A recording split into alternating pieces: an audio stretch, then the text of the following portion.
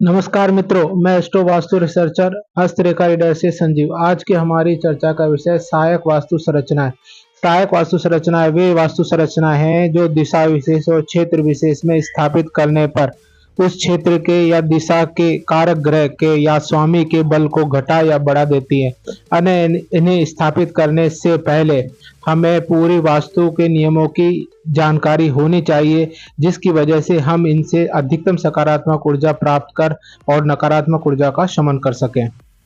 ऐसी संरचनाओं का प्रभाव हस्तरेखा में प्रभावी रेखाओं के समान क्षणिक और स्थायी होता है। ये सहायक वास्तु संरचनाएं जिस क्षेत्र विशेष में हो या जिसके प्रभावी कारक ग्रह जो इनके होते हैं का परिणाम जातक को दशा अंतर्दशा आने पर ही प्राप्त होता है, अन्यथा न्यूट्रल रहते हैं।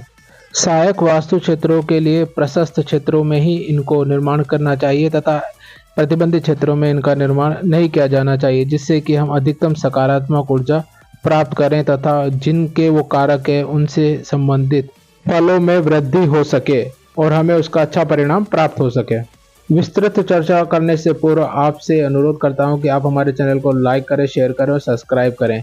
आपसे एक अनुरोध और करता हूं कि यह वीडियो हमने इसलिए बनाया है कि आप यह क्षेत्र का निर्धारण कर सके कि हमने जो वास्तु संरचना बनाई है वह वास्तु सम्मत है, और अन्यथा नहीं होने की स्थिति में या प्रतिबंधित होने की स्थिति में हमें वास्तुशास्त्री से मिलकर यह चर्चा करनी चाहिए कि दिशा विशेष क्षेत्र तथा वास्तु संरचना विशेष क्षेत्र इनके कारकों के आपस में तालमेल कर उनके उपाय कर, जिससे कि हमें अधिकतम लाभ मिले और नकारात्मक ऊर्जा का हमारे घर से पूर्णतः शमन हो। सर्वप्रथम हम चर्चा करेंगे जल संग्रहण इकाई, जिसमें वाटर टैंक होता है जो अंडरग्राउंड होता है तथा पानी की टंकी जो ऊपर छत पर रखी जाती है। यह चंद्र प्रधान सकारात्मक संरचना है जो दैनिक जीवन जीने के लिए आवश्यक नगद धन, मानसिक संतोष और वैभव को प्रदाता होती है। इनके प्रशस्त क्षेत्रों में ईशान, आपस, पूर्व में इंद्र और उत्तर में तथा पश्चिम में वरुण के पद पर ये स्थापित की जा सकती हैं। प्रतिबंधित क्षेत्रों में जहां यह सकारात्मक ऊर्जा का नाश करती हैं उसमें नैऋत्य, दक्षिण, मध्य, आग्नेय और वायव्य कोण में यह पीड़ा देने वाली होती है। वास्तु संरचना में कारक ग्रह दिशा और क्षेत्र के कारक को आपस में तालमेल कर वास्तु के अनुसार यह टंकी स्थापित करवाएं। उच्चीकृत टंकी जो कि भार प्रभावी होता है, अतः दक्षिण पश्चिम नैऋत्य क्षेत्र में से स्थापित कर सकते हैं। ट्यूबवेल जो हम ईशान कोण में और जो आप और आपस के क्षेत्र में स्थापित कर सकते हैं। रसोई सकारात्मक मंगल प्रधान वास्तु संरचना है जो दैनिक जीवन में हमें कार्य करने हेतु ऊर्जा, गुस्सा अपने अंतर्निहित ऊर्जा प्रदाता इकाई है। यह उत्साह, कुशलता और इच्छा शक्ति और नेतृत्व को प्रदान करती है। यह आग्नेय कोण में मुख्यतः प्रशस्त होती है तथा खाना बनाते हुए हमारा मुंह उत्तर पूर्व की दिशा में होना चाहिए। रसोई का जो रंग हल्का पीला तथा पिंक रंग का होना चाहिए, जिससे काम करने वाली महिलाओं का मन लग सके और अच्छी तरह से काम कर सके। रसोई में रसोई भंडार कक्ष दक्षिण या दक्षिण पश्चिम में होना चाहिए तथा जो सिंक या जल प्रवाह पूर्व दिशा उत्तर दिशा की तरफ होना चाहिए तथा भारी सामान नैऋत्य कोण की तरफ होने चाहिए। इसी के साथ भोजन कक्ष पश्चिम या पाकशाला के समीप होना चाहिए तथा इसमें अंडाकार टेबल होनी चाहिए जिसमें 6 कुर्सियां प्रशस्त होती हैं। अप्रशस्त क्षेत्र, रसोई का अप्रशस्त क्षेत्र वायव्य कोण होता है, जहां पर स्त्रियों में घर के प्रति उच्चाटन, काम के प्रति उच्चाटन या किसी अग्नि दुर्घटना की परेशानी बनी रहती है।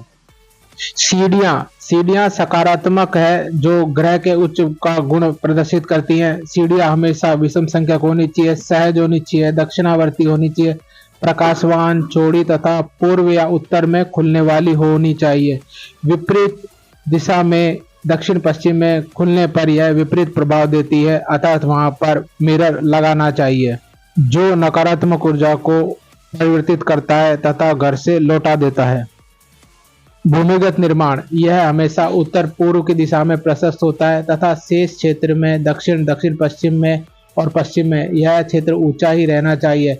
अगर आपको भाग्य का साथ लेना है तो यह दिशा मुख के अनुसार जो द्वार है उसके सदस्य को यह पीड़ित करेगा। जैसे कि उत्तर मुखी घर है आपका और उत्तर पश्चिम की ओर मुख्य द्वार भी है तथा पीछे की तरफ आपने अंडरग्राउंड कंस्ट्रक्शन करा रखा है, तब आप ये मान के चलिए कि घर की महिला पीड़ित होती है और किसी न किसी कारण ही दुर्घटना को प्राप्त होती है।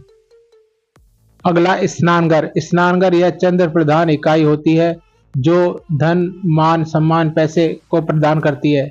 यह शौचालय के पास या शौचालय के सहित स्थापित नहीं होनी चाहिए। इसके लिए जो प्रशस्त क्षेत्र उत्तर वायव्य पूर्व दिशा है तथा इसका जल प्रवाह उत्तर की दिशा में होना चाहिए तथा इसमें जल से संबंधित सारी इकाइयां उत्तर या पूर्व की दिशा में स्थापित होनी चाहिए।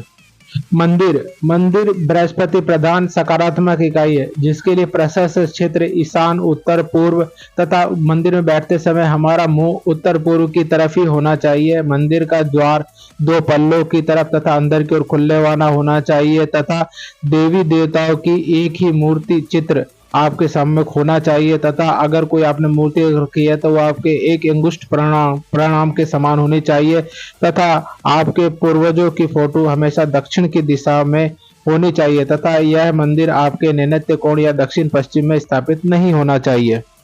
कबाड़ ग्रह। यह राहु प्रधान नकारात्मक इकाई है जो नैऋत्य कोण में ही स्थापित की जानी चाहिए। साथ ही आप इसे पश्चिम दिशा पे भी स्थापित कर सकते हैं तथा इसको अगर उत्तर पूर्व की ओर स्थापित कर दे तो संतति की पढ़ाई तथा पूर्वजों या वंश वृद्धि में हमें समस्या प्राप्त होती है। अतिथि कक्ष। यह चंद्र प्रधान नकारात्मक इकाई है जो गतिशीलता को प्रदर्शित करती है। इसका मुख्य प्रशस्त क्षेत्र वायव्य कोण होता है। शेष दिशा या क्षेत्र में होने पर यह उसके कारक के साथ मित्रता या शत्रुता के अनुसार फल करती है। दोष निवारण के लिए हमें चंद्र प्रधान कारक के उपाय करने चाहिए तथा इस क्षेत्र में कुंवारी कन्याओं के लिए स्थान रखना चाहिए जिससे उनका शीघ्र विवाह हो सके तथा इसी क्षेत्र में आपको गैराज भी रखना चाहिए। बच्चों का कक्ष या वाचनालय या लाइब्रेरी। यह बृहस्पति प्रधान सकारात्मक इकाई है जो ईशान में या पश्चिम दिशा में प्रशस्त की जाती है। शेष क्षेत्र में होने पर यह दिशा के स्वामी व क्षेत्र के ग्रह के कारक की मित्रता शत्रुता के आधार पर फल करती है और वायव्य कोण में बच्चों को पढ़ने के लिए कभी नहीं बैठाना चाहिए। विपरीत परिस्थिति होने पर हम प्रधान कारक ग्रह के उपाय कर दोषों का शमन कर सकते हैं।